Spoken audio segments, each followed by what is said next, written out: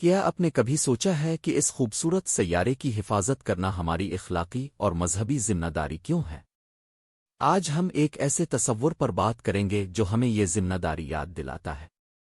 السلام علیکم ناظرین، ہم اکثر اپنے ارد گرد ماحولیاتی آلودگی اور موسمی تبدیلیوں کی باتیں سنتے ہیں، لیکن کیا آپ کو معلوم ہے کہ اسلام ہمیں نہ صرف اس سیارے کی حفاظت کا درس دیتا ہے بلکہ اسے ہماری بنیادی ذمہ داری بھی قرار دیتا ہے؟ آج ہم اسی تصور یعنی خلافت اور ہماری ماحولیاتی ذمہ داریوں پر روشنی ڈالیں گے۔ اسلام میں خلافت کا تصور یہ ہے کہ انسان اللہ تعالیٰ کا زمین پر خلیفہ یعنی نائب اور نگہبان ہے۔ یہ کوئی حکمرانی نہیں بلکہ ایک امانت داری ہے۔ اللہ تعالیٰ نے اس زمین کو بہترین انداز میں تخلیق کیا اور ہمیں اسے آباد کرنے اور اس کی دیکھ بھال کی ذمہ داری سونپی ہے۔ قرآن مجید میں اللہ تعالیٰ فرماتا ہے کہ ہم نے انسان کو زمین پر اپنا خلیفہ بنایا۔ اس کا مطلب ہے کہ ہم صرف اس کے باسی نہیں بلکہ اس کے محافظ بھی ہیں۔ اس ذمہ داری کے کئی پہلو ہیں۔ سب سے پہلے ہمیں اللہ کی بنائی ہوئی ہر چیز کی قدر کرنی چاہیے، خواہ وہ پانی ہو، درخت ہوں، جانور ہوں یا صاف ہوا ہو۔ نبی اکرم صلی اللہ علیہ وسلم نے ہمیں پانی کے ضیاء سے منع فرمایا، خواہ ہم بہتی نہر پر ہی کیوں نہ ہوں۔ یہ اسراف کی ممانعت ہے اور وسائل کے درست استعمال کی ترغیب ہے۔ دوسری بات، درخت لگانا اور سرسبز ماحول کو فروغ دینا ہماری اخلاقی ذمہ داری ہے۔ حدیث شریف میں آتا ہے کہ اگر قیامت قائم ہو رہی ہو اور کسی کے ہاتھ میں کھجور کا پودا ہو تو اسے چاہیے کہ وہ اسے لگا دے۔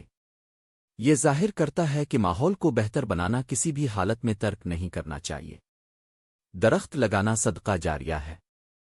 تیسری اہم ذمہ داری آلودگی سے بچنا ہے۔ زمین پر فساد برپا کرنے سے روکا گیا ہے۔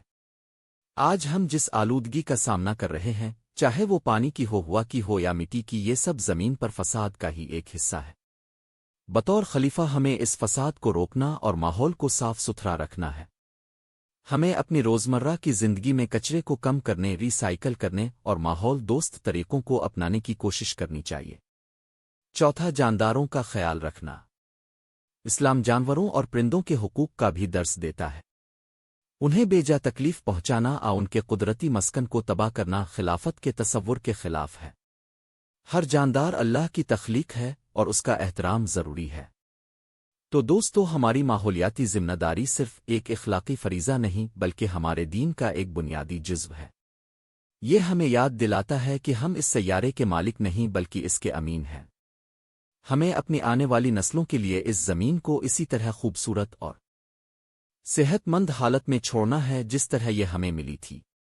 آئیے آج سے ہی اپنی زندگی میں چھوٹے چھوٹے اقدامات کریں جو ہمارے سیارے کے لیے بہتر ہوں۔ پانی بچائیں، بجلی بچائیں، درخت لگائیں اور آلودگی کم کریں۔ اگر آپ کو یہ ویڈیو پسند آئی ہو تو اسے لائک کریں، اپنے دوستوں اور رشتہ داروں کے ساتھ شیئر کریں اور ہمارے چینل کو سبسکرائب کرنا مت بھولیں۔ شکریہ اور اللہ حافظ۔